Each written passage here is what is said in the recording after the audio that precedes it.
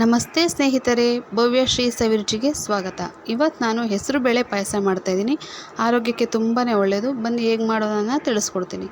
ಈಗ ಒಂದು ಕುಕ್ಕರ್ಗೆ ಒಂದು 100 ಗ್ರಾಮಷ್ಟು ಹೆಸರು ಬೇಳೆಯನ್ನು ಚೆನ್ನಾಗಿ ತೊಳ್ಕೊಂಡು 1 ಲೋಟ ನೀರನ್ನು ಸೇರಿಸ್ಕೊಂಡು ಮುಚ್ಚಳನ ಕ್ಲೋಸ್ ಮಾಡಿಕೊಂಡು 1 ವಿಷಲ್ ಕೂಗಿಸ್ಕೊಳ್ತೀನಿ.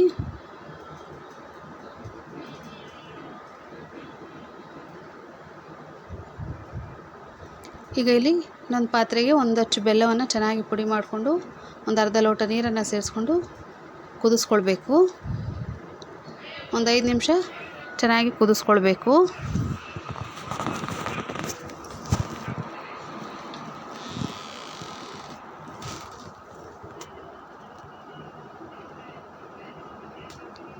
ನೋಡಿ, ಈಗ ಒಂದು ಮಿಕ್ಸಿ ಜಾರ್ಗೆ ಒಂದು ಸ್ವಲ್ಪ ತೆಂಗಿನಕಾಯಿ, ಒಂದೆರಡು ಏಲಕ್ಕಿಯನ್ನು ಹಾಕ್ಕೊಂಡು ನುಣ್ಣಗೆ ರುಬ್ಕೊಳ್ಬೇಕು.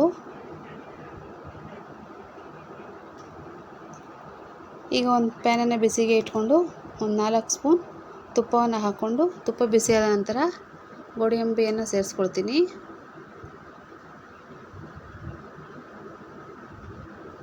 ಗೋಡಂಬಿ ಸ್ವಲ್ಪ ಫ್ರೈ ಆದಮೇಲೆ ದ್ರಾಕ್ಷಿಯನ್ನು ಸೇರಿಸ್ಕೊಂಡು ಒಂದು 3 ಸೆಕೆಂಡ್ ಚೆನ್ನಾಗಿ ಫ್ರೈ ಮಾಡ್ಕೊಳ್ಬೇಕು. ಈಗ ಇದನ್ನು ತೆಗೆದಿಟ್ಕೊಳ್ತೀನಿ.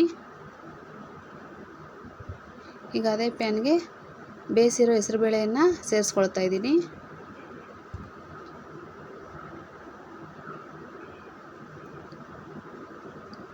ಈಗ ಇದಕ್ಕೇ ರುಬ್ಬಿರ್ತಕ್ಕಂಥ ತೆಂಗಿನಕಾಯನ್ನು ಹಾಕ್ಕೊಳ್ಬೇಕು.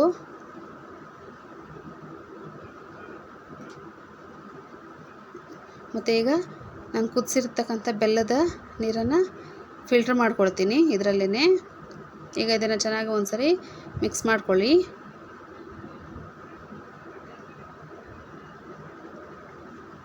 ನೋಡಿ, ಈಗ ಇದನ್ನು ಒಂದು 5 ನಿಮಿಷ ಚೆನ್ನಾಗಿ ಕುದಿಸ್ಕೊಳ್ಬೇಕು.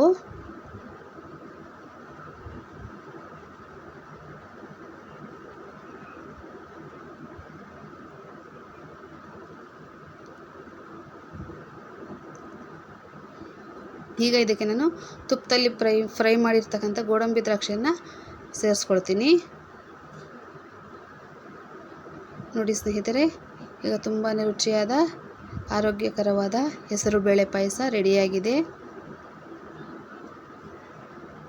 ನೀವು ಕೂಡ ಟ್ರೈ ಮಾಡಿ, ಲೈಕ್ ಮಾಡಿ, ಸಬ್ಸ್ಕ್ರೈಬ್ ಮಾಡೋದನ್ನು ಮರಿಬೇಡಿ ಸ್ನೇಹಿತರೆ.